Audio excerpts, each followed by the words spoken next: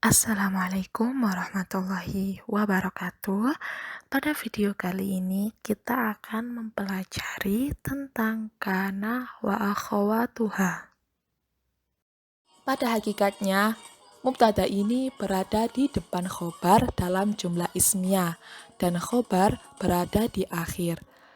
Dan tidak boleh khobar ini berada di depan mubtada kecuali dengan beberapa syarat. Nah, sekarang kita akan membahas tentang pembagian huruf-huruf kana wa akhawatuha berdasarkan syarat penggunaannya.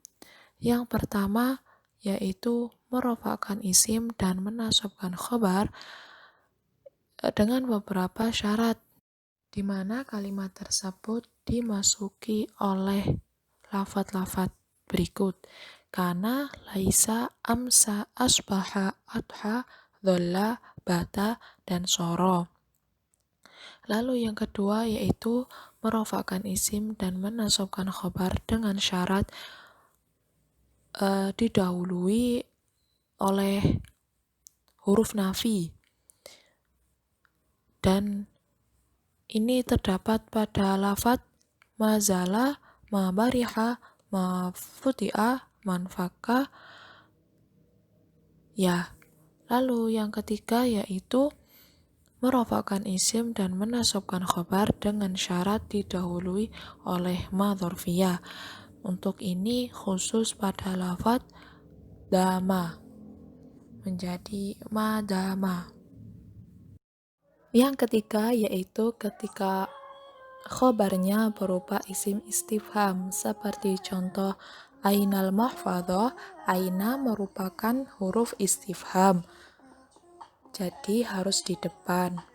Lalu yang terakhir yaitu ketika khobar itu diringkas dalam mubtada, yaitu ketika mubtada itu bersama dengan illa.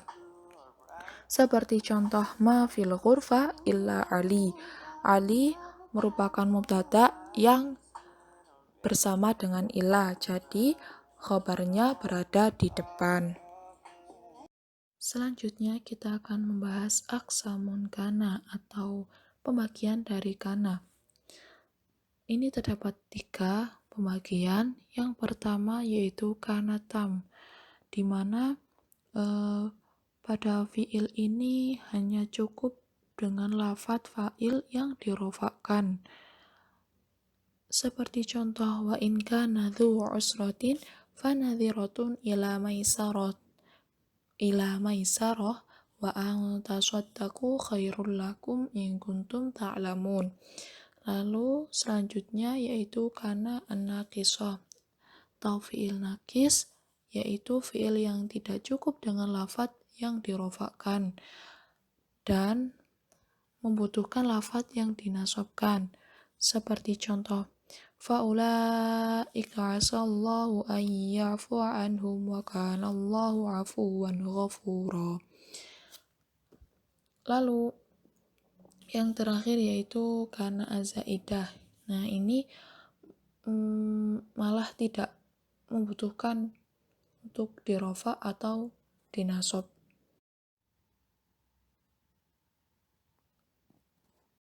Lalu kita akan membahas amalnya kana wa akhawatuha. Seperti yang biasa kita dengar, amalnya kana yaitu tarfa'ul isma wa tansibul khobar, merofakkan isim kana dan menasabkan khobar kana. Seperti contoh, sebelum dimasuki kana, Muhammadun sholihun, dan ketika sesudah dimasuki kana menjadi kana Muhammadun sholihan. Muhammadun menjadi isim kana dan sholihan menjadi khobarnya kana. Lalu kita akan masuk pada pembahasan huruf-huruf atau lafadz-lafadz kana wa akhawatuha. Yang pertama yaitu amsa. Amsa artinya bermakna menjelaskan bahwa hal yang diberitahukan itu terjadi pada sore hari. Seperti contoh amsa zaidun akilan. Zaid makan di sore hari. Lalu asbaha. Asbaha bermakna menjelaskan bahwa hal yang diberitahukan itu terjadi pada pagi hari. Seperti contoh asbaha Zaidun akilan. Zaid makan di pagi hari. Lalu adha bermakna menjelaskan bahwa hal yang diberitahukan itu terjadi pada waktu duha. Seperti contoh adha Zaidun zahiban. Zaid pergi di waktu duha. Selanjutnya adalah bata. Bata bermakna menjelaskan bahwa hal yang diberitahukan itu terjadi pada malam hari. Seperti contoh bata Zaidun nauman. Zaid tidur di malam hari. Soro. Soro artinya berubah atau juga bermakna perpindahan dari suatu keadaan ke keadaan lain. Seperti contoh soro Zaidun aliman. Zaid berubah menjadi orang yang alim. Selanjutnya adalah laisa. Artinya bukan atau tidak. Seperti contoh laisa Zaidun mudarrisan. Zaid bukan seorang guru. Selanjutnya yaitu dholla. Dholla artinya menjadi atau pada siang hari. Seperti contoh dhollal amilu mukibban ala amalihi. Selanjutnya adalah manfakka, artinya senantiasa atau masih. Seperti contoh manfakka Zaidun qa'iman. Zaid masih berdiri. Selanjutnya mafuti'a, artinya senantiasa atau masih. Seperti contoh mafuti'a Zaidun qa'iman. Zaid masih berdiri. Selanjutnya bariha, artinya juga sama, senantiasa atau masih. Contohnya bariha Zaidun qa'iman. Zaid masih berdiri. Mazala. Mazala artinya juga sama, senantiasa atau masih, seperti contoh mazala Zaidun qa'iman. Zaid masih berdiri. Lalu yang terakhir adalah madama. Artinya juga sama, senantiasa atau masih. Seperti contoh madama Zaidun qa'iman. Zaid masih berdiri.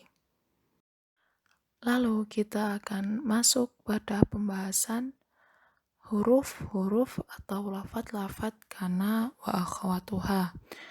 Yang pertama yaitu amsa.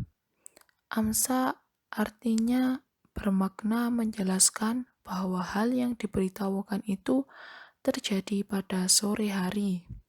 Seperti contoh amsa Zaidun akilan. Zaid makan di sore hari. Lalu asbaha. Asbaha bermakna menjelaskan bahwa hal yang diberitahukan itu terjadi pada pagi hari. Seperti contoh asbaha Zaidun akilan. Zaid makan di pagi hari. Lalu adha bermakna menjelaskan bahwa hal yang diberitahukan itu terjadi pada waktu duha. Seperti contoh adha Zaidun zahiban. Zaid pergi di waktu duha. Selanjutnya adalah bata. Bata bermakna menjelaskan bahwa hal yang diberitahukan itu terjadi pada malam hari. Seperti contoh bata Zaidun nauman. Zaid tidur di malam hari. Soro. Soro artinya berubah atau juga bermakna perpindahan dari suatu keadaan ke keadaan lain. Seperti contoh soro Zaidun aliman. Zaid berubah menjadi orang yang alim. Selanjutnya adalah laisa. Artinya bukan atau tidak. Seperti contoh laisa Zaidun mudarrisan. Zaid bukan seorang guru. Selanjutnya yaitu dholla. Dholla artinya menjadi atau pada siang hari. seperti contoh dhallal amilu mukibban ala amalihi. Selanjutnya adalah man fakka, artinya senantiasa atau masih. Seperti contoh man fakka Zaidun qa'iman, Zaid masih berdiri. Selanjutnya ma futi'a, artinya senantiasa atau masih. Seperti contoh ma futi'a Zaidun qa'iman, Zaid masih berdiri. Selanjutnya ma bariha, artinya juga sama, senantiasa atau masih. Contohnya ma bariha Zaidun qa'iman, Zaid masih berdiri. Mazala, mazala artinya juga sama, senantiasa atau masih, seperti contoh mazala Zaidun qa'iman, Zaid masih berdiri. Lalu yang terakhir adalah madama, artinya juga sama, senantiasa atau masih. Seperti contoh madama Zaidun qa'iman, Zaid masih berdiri. Sekian penjelasan saya mengenai kana wa akhawatuha. Mohon maaf bila terdapat banyak salah dan kurang dari materi yang saya sampaikan. Dan terima kasih, semoga bermanfaat. Wassalamualaikum warahmatullahi wabarakatuh.